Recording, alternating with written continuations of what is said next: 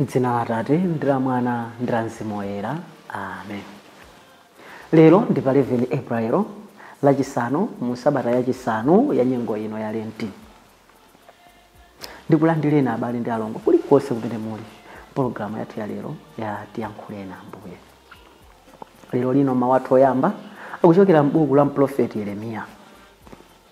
Yeremiya mutu wake wa 20 kuyambira ndime ya 10 kulekeza ya 13.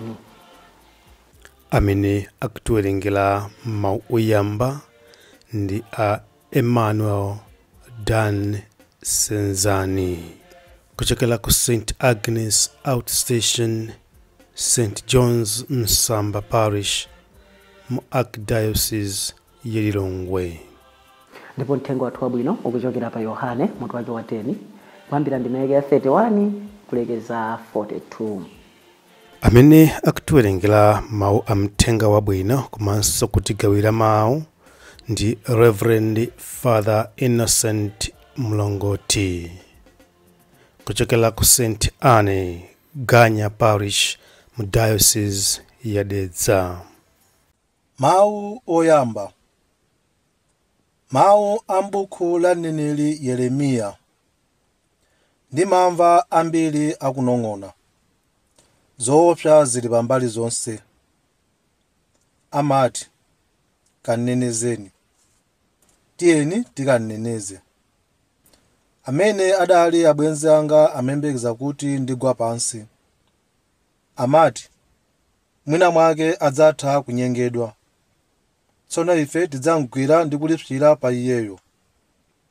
Koma chauta ali nani. Ndiye wankhondo woopsa. N'chifukwa chake anthu ondizunza adzakhumudwa. Ndithu sadzandipambana. Adzachita manyazi kwambiri chifukwa cha kundilepherako. Ndipo manyazi awo sadzayiwalika konse. Inu chauta wamphamvu zonse, amene mumaweruza anthu molungama, amene mumapenya za mumtima, ndikupereka mlandu wanga kwa inu. Ndikupemphani kuti mundilipsirire adani anga.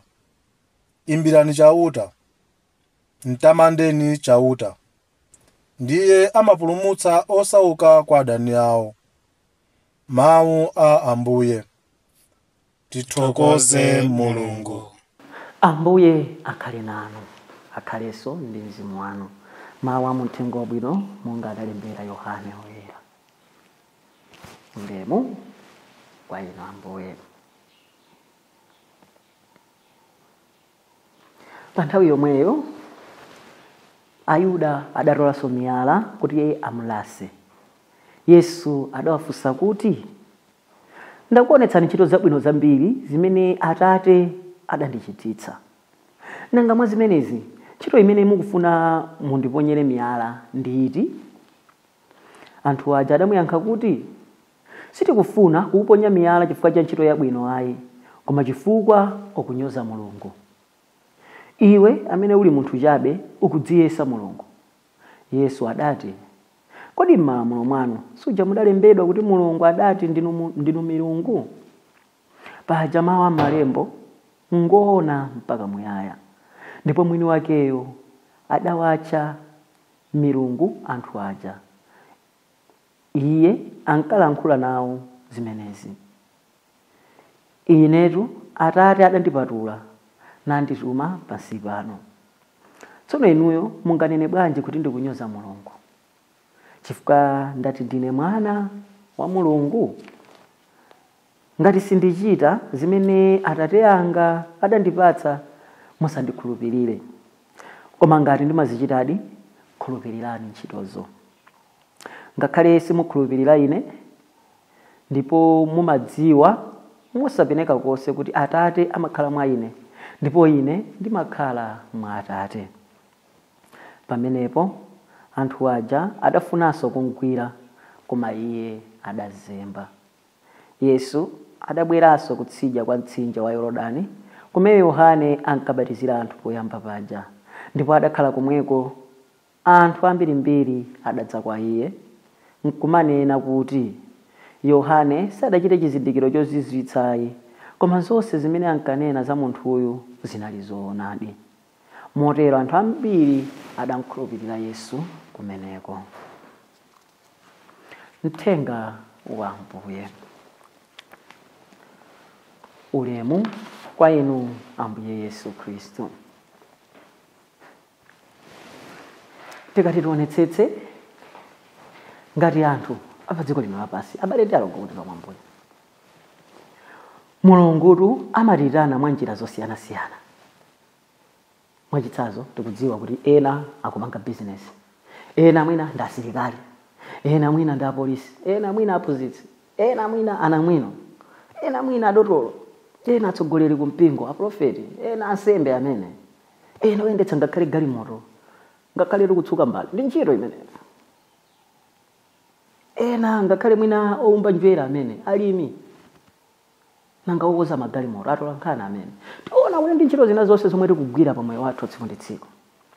Ndipo tikati tionetsetse pa ntchito zimene timagwira ambiri mwa ife timapeputsidwa. Ayi mekaniko amene afuna ndikuze galimoto yanga ndi ameneyo amadziwa chani za galimoto amene. Kadotolo kake nkameneka kamwanaka kamene kafuna zoti kandithandize. Iziso ndi zidaphweka boma likulemba tondana omwero. Zimene timayankhula. Mukuti wanda amene abwera kuno kuti adzandithandize. Timapeputsa anzathu, timapeputsa. Koma tikati tionetsetse munthu amene amafuna thandizo amene akukhala munthu odzitsitsa, amene akukhala munthu odzichepetsa. Ndipo kudzichepetsa kumeneku ndi kumene kumasowa mwambiri mwa ife. Tikabwera mawathu oyamba amene achokera m'buku la Prophet Yeremiya komanso muthenga wathu wabwino wa Yohane. Tikukumana ndi anthu awiri amene akupeputsidwa.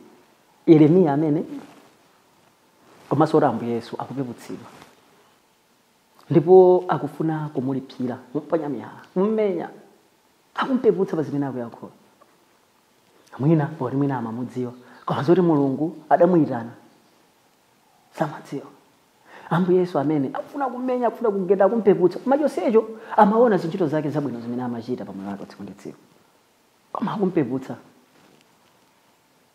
Koma tikati tionetsetse chosangalatsa nchakuti ngakhale atsogoleri amenewa akupeputsidwa, tiona kuti akupitirizabe ntchito yawo.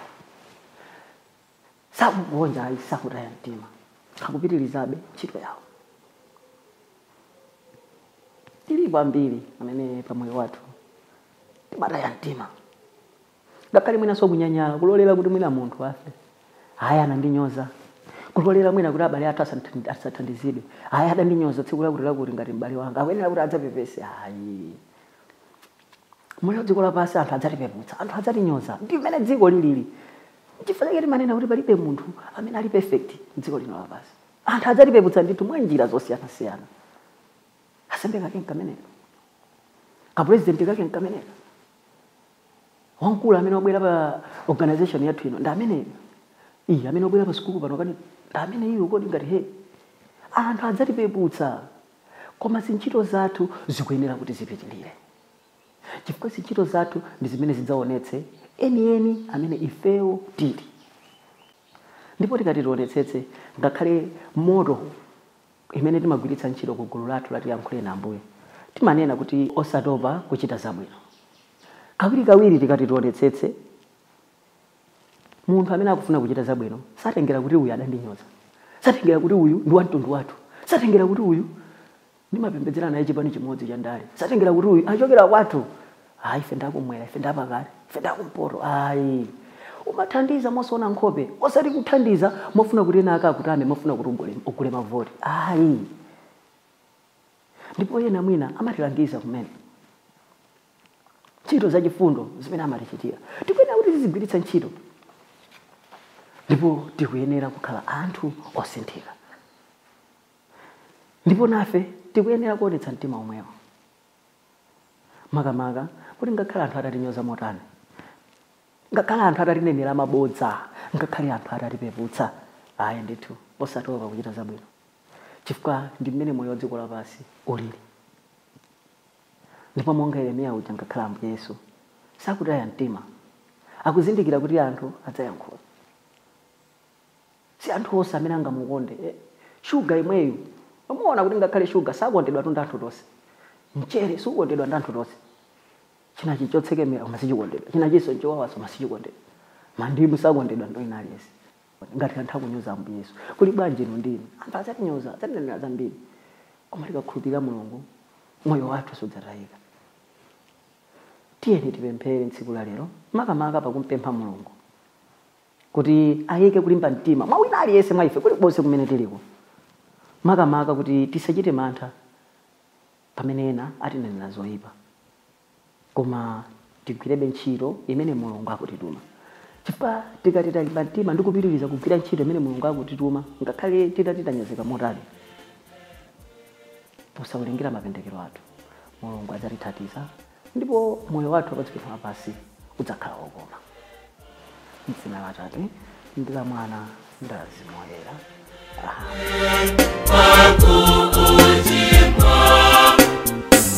Amen.